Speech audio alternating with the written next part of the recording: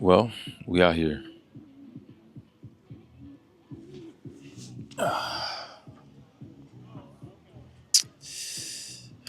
Abiding by the lake. It's a good time. It's a good vibe. It's like 80 plus, nice little breeze. And as a result, decided to come out here and do a little devotion and record a video I meant to for a while. And I have yet to record the video that I wanted to for the past week. But in my study here, there are some things that came up that I said, you know what? I could talk about those. So check this out. Let's get into it.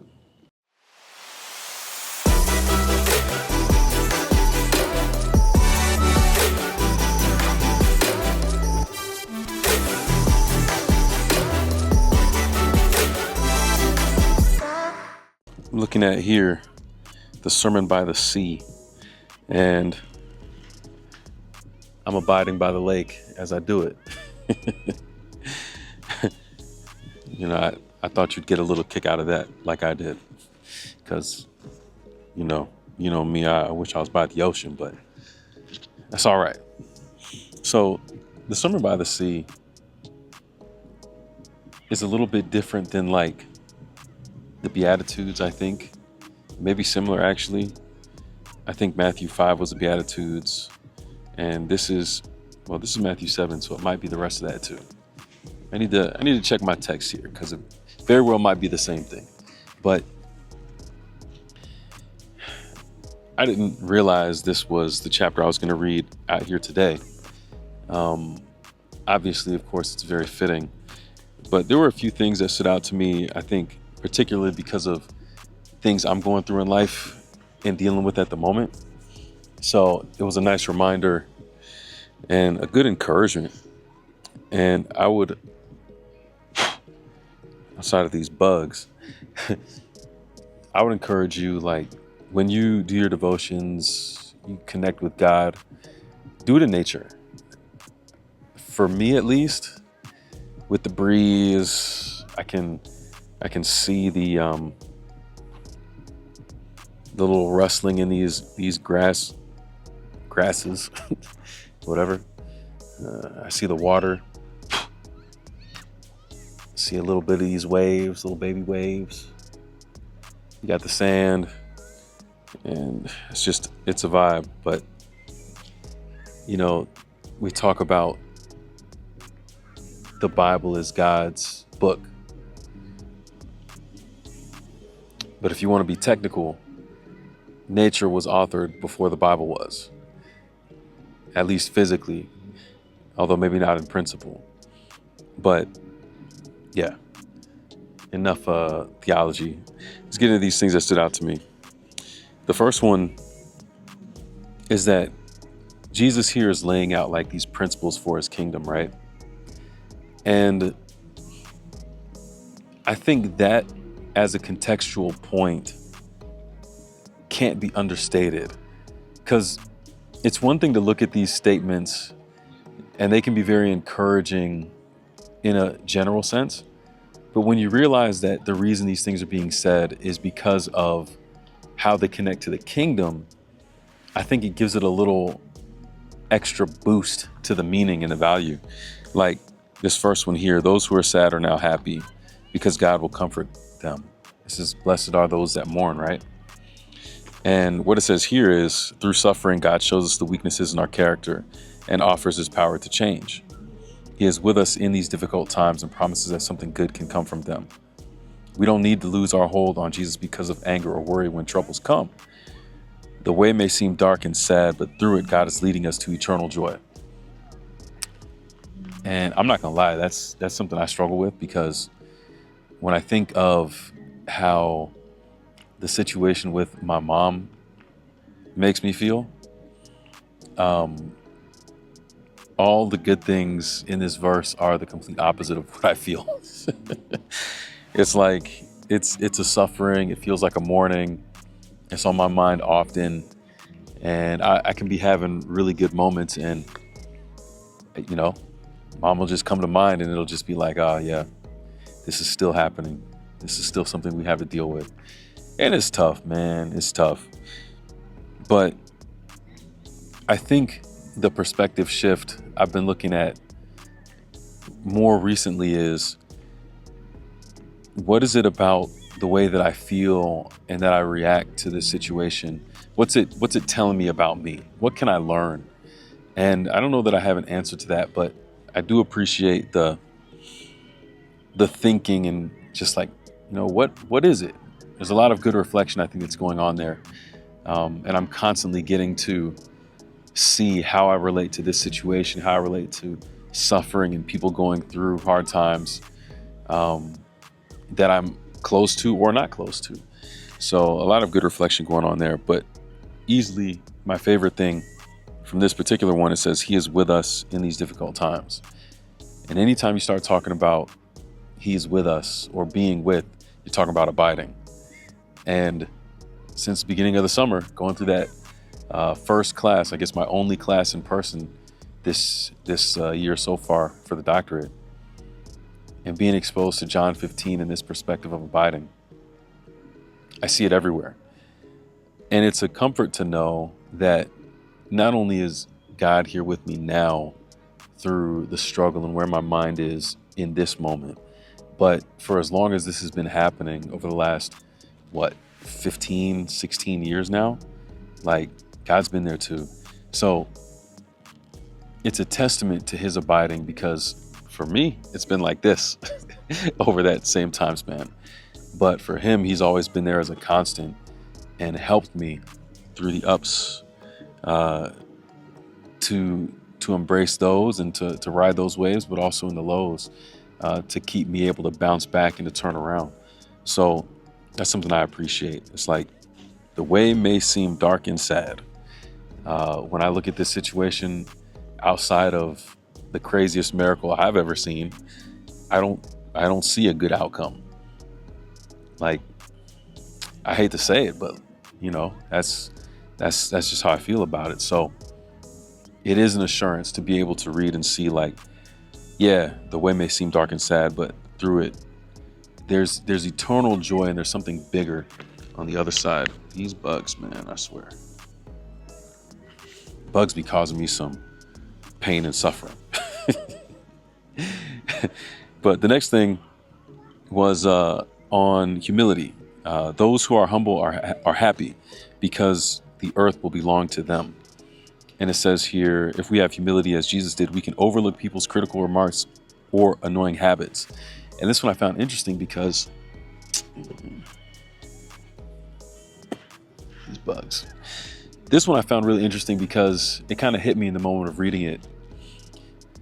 A lot of people look at humility as a bad thing or as a weak thing, but really you're setting yourself up for success in a world that's highly critical, because if your ego is less, then what you're really doing is setting yourself up for less to be able to bother you. I mean, it's logical. The less things that you can take personal, the less frequently you'll be bothered. And I would say it's a pretty logical conclusion as well to say that the opposite of being bothered is close to being happy. So I see the wisdom in there. It's like humility, thinking not, what do they say? Not thinking less of yourself, but thinking of yourself less. It can set you up to be less bothered in general. And how many people wouldn't you want to be less bothered by life? Well, sometimes we don't make the connection that our egos and our lack of humility may be contributing to that. So something to keep in mind there. I like that. Oh man, what was the next thing? This was a big one. Impure thoughts cloud our understanding of spiritual things. This is based off of what Jesus said. Those who show mercy to others are happy, because God will show mercy to them. Those who are pure in their thinking are happy, because they will be with God. That's really deep. The comment here again says, impure thoughts cloud our understanding of spiritual things. It is another form of selfishness, which always keeps us away from God. God forgives those who repent, but the soul is damaged. Until we stop putting self first, we can never understand God's love. Now, I love the simplicity that this is broken down with, right? Because in the world that we live in today, you think about how easy it is for men and women to be triggered by something, or to see something or be exposed to something that's going to trigger impure thoughts. I mean, anywhere you go, I'm at the beach right now. There could be something out here. Who knows? I ain't looking like that, but it could be. You go on social media, half the people you see on social media, that's what they're trying to do, get attention through their bodies, men and women, doesn't matter.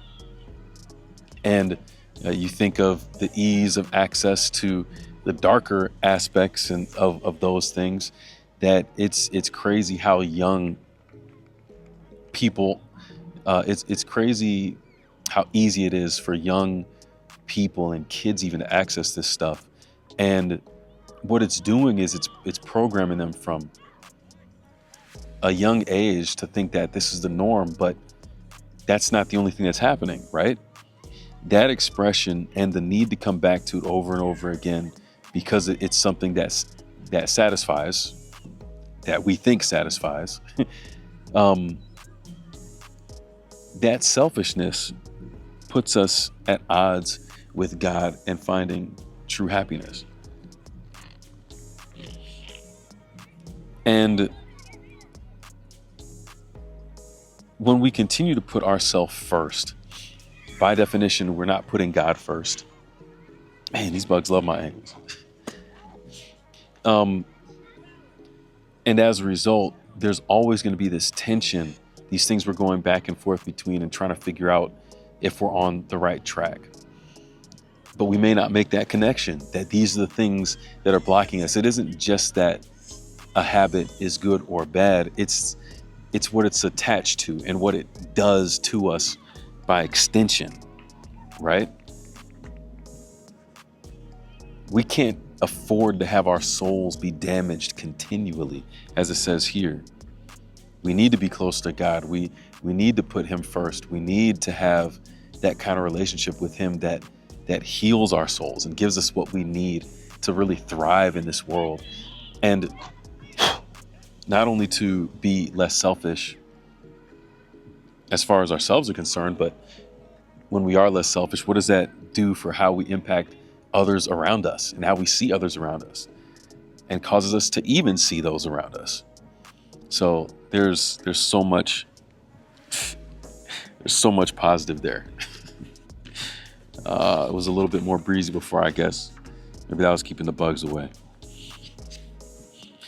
Next thing, you are like salt and light in this world, Jesus said. In order to change the world, you would have to be a part of it. We have all this mindset, be in the world, but not of the world. And that's often translated as being separate. It's like, yeah, I'm here, but I'm gonna be separate and hands off for everyone else around me who doesn't look like me, who doesn't listen to the same music I do, who doesn't believe the same stuff I believe, who doesn't have the same culture as me. And I don't think that's what Jesus meant. And I think Jesus himself is the greatest evidence to his actual point. If you believe that Jesus was God, as I do, then you're talking about somebody who literally was not from this world, who came to be a part of this world, literally in human flesh. Look at that. And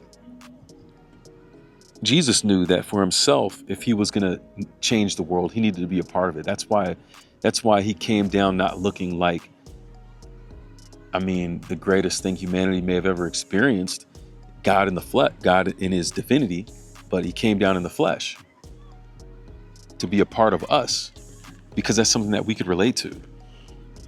And it's ironic, right? Because if you think about it, again, logically, you can't relate to people who you don't identify with. For me as a missionary going to Palau, when I began trying to learn a few new words, and I didn't learn many, but when I started doing that, when I started trying out their food, when I started hanging out with them and in their homes, in the places that they would go to, um, I began to identify with them, and it enabled me to connect with them, and it made me more impactful in my classroom as a Bible teacher because of that. I wasn't doing it to do that, but I did notice that this was a byproduct of the time that I spent with them out there. So, it's always fascinating to me that, especially in spiritual cases, a lot of times people want to come across as high and mighty and different and better than, and think that this is the way you're going to inspire people to do good. It very rarely works like that. More often than not, you're probably going to create more resentment than anything else and do more harm to your actual mission than you think you are. So that's deep stuff. I love this statement here too. The truth about God shouldn't be trapped inside the pages of a book or inside the walls of a church. It belongs to everyone. So for everybody who's gatekeeping out there and saying that this person has to be this and look like this and do this and believe like this before you can share with them life-saving truth, you might need to pump the brakes on that. Because it ain't about us, it's about him. And Jesus came for everybody. John 3:16, right? Keep it simple. This line here kind of builds on that. Anyone who claims to believe in the truth but is not honest, kind, and patient is a curse to the world around them. Being like Jesus, being a Christian, being a follower of Christ, I think it's a lot easier than we make it out to be, a lot less complicated, because we have the example of Christ and we see how he engaged with other people who are different. We see how even as the firstborn son of the universe, as the Bible calls him, as a member of the Godhead, he didn't hold that over humans, but fellowshiped with them, lived with them, and engaged well with them. Like, absolutely amazing. So that's what we have to do. It's about believing. It's about not just believing in something, but living in accordance with that belief in a way that the world around us can see, understand, and appreciate. All right, last few points here. These are big, extremely relevant. I forget exactly what this is in relation to, but this next one was don't worry about tomorrow. That's an easy one and a hard one at times, right? When you have nothing going on or you're chilling, it's easy not to worry because you're not looking forward for anything. You're not anticipating anything. You're not expecting anything. Expectation. But when you do have something you're looking forward to, it changes the game. So for me, for example, I'm looking forward to hearing about the Navy and my quest to join as a chaplain. And, I'm supposed to have this interview, and an invite to an interview within the next week. And I haven't heard anything yet. So part of me is like getting antsy, like who do I reach out to? Who do I call up? What's going on? Asking questions. Is there something I missed? Da, da, da, da, da. But at the same time, Jesus says, don't worry about tomorrow. Like, if there's something that I appreciate probably more so now in the last couple weeks in particular, because of some experiences I've been through, it's that I will be where I need to be when I need to be there because God is in control. So I'm sure that you've had experiences where you try to make things happen, or you try to generate certain outcomes. How often do those really go our way? Being honest here. You know what I'm saying? So we can keep trying to do that, and in our efforts that make us feel like we're getting closer, actually end up putting ourselves further back. Or we can trust in God, let him do his thing. Don't worry about tomorrow. We just do our best here in the moment, in the present, and let him get us where we need to be at the appointed time. A big one here. Don't judge other people or you will be judged. I'm not gonna lie. I think about this one a lot more these days because of my increased frustration with NBA and LeBron fans. I'm putting it out there, man. I'm a hater, self-proclaimed. But if I acknowledge that, then I also have to realize that the same deficiencies and things I get upset with other people about could be a projection of the issues that I have myself. So having that awareness and remembering that it's foundational to the kingdom of God to not be that way makes me think a little bit differently. And for context, I put it into practice actually before I read this, which is kind of crazy because it happened before I even opened up or got to the beach here. Earlier today, I was responding to a couple things on Facebook, comments that I had made from like yesterday, and people are responding back, and we're going back and forth, and they're using typical what you see from internet people who don't know anyone. Oh, this and this and that.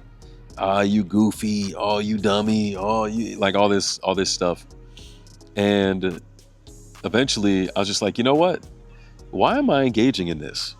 So to both of the guys that I was going back and forth with, I just said, you're a nice guy. And you know what? The whole debate ended right there. It ended for me when I put that, but for as heated as an internet exchange can be, as heated as it was going back and forth, after I said that, the next thing that he said was, you're a nice guy too, hope you're having a great day.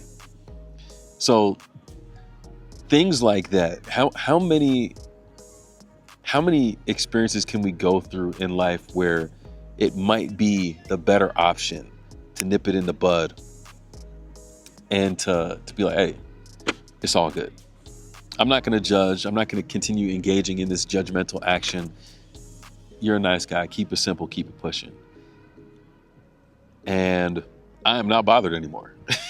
And hopefully the other guy, the other people aren't either. So I thought that was pretty cool. Couple last statements here. Our good deeds don't buy our salvation, but they are proof of the faith that is in our hearts. This is something that has been more meaningful to me over the last several years. It's like this idea that what we do matters in terms of salvation. It's backwards. The things that we do want to try to do good things because the Bible asks us to, but the reason for that is because of gratitude.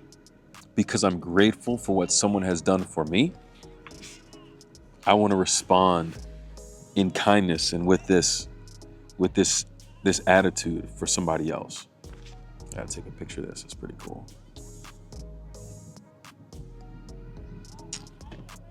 Even as I'm getting bitten up by these bugs, check this out. I like it. So yeah, it's like there's two things going on there. We have to understand that it's a gratitude response as to why we do the things that we want to do, not to gain anything, because the one thing that we often try to gain in our minds by doing the good things has already been gained for us. So there's no point in doing it that way, and it's never going to be received that way because it can't. It's like going to a store and trying to pay for something that somebody else already paid for. You can't do it. And you can keep trying to do that and come back and try to pay more for the same thing, and it's not going to matter because it's already been paid for. So don't waste your effort doing that. But if somebody gives you that item, respond in gratitude because they gave it to you. And the last one here, we must build our lives on the principles Jesus gave, not on selfishness or human theories. So again, all of these things, which on one hand seem rather simple actually, and if you notice, most of them actually are related to the way we deal with other humans within our understanding of how we relate to God. Like That's the reality of the kingdom right there. And if we can do these things here and now, as we have ability to, because we have ability to, well, now we're on a track moving towards something better. Now we're being a part of the same kingdom that Jesus said is now among you when he was here 2,000 years ago. And we get a chance to contribute to it and make it a little bit more beautiful here in this world that really needs it, to be honest. And I think that's a gift. It's a privilege, and it is something to be grateful for. But yeah, the Sermon by the Sea, while we out here abiding at the lake. I'll catch you in the next one. Thanks for showing up. We out here and we out.